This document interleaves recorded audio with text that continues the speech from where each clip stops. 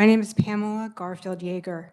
I'm a licensed clinical social worker who graduated from New York University in 1999.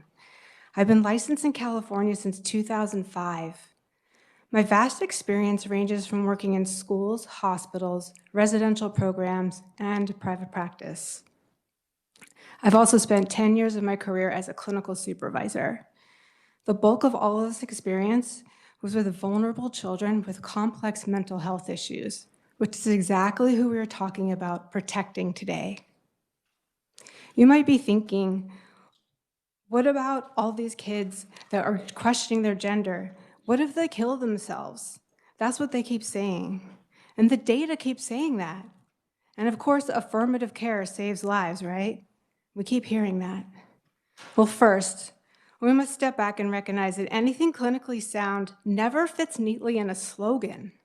We have never had a one-size-fits-all solution for any clinical issue. Second, let's take a closer look at that data.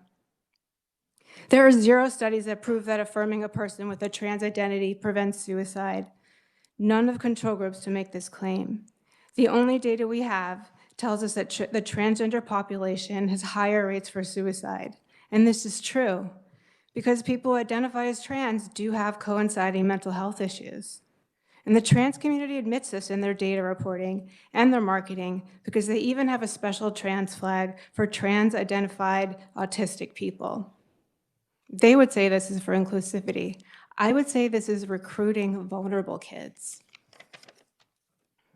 The data side, let's talk about this from an ethical standpoint. As a therapist who's worked for years with vulnerable kids with suicidal ideations, I know this is not clinically sound. To tell them that they will kill themselves if they don't get what they want. All this suicide talk is against everything mental health professionals have ever stood for. And it's plain irresponsible. We are setting kids up for a life of emptiness because they're getting the lesson they must blackmail people with suicide threats to receive love. When we reinforce this suicide myth, we are telling children that we don't believe in their ability to handle problems. In addition, we start to believe that they must go through painful surgeries or die.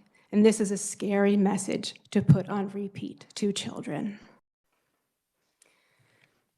Hello, my name is Pam.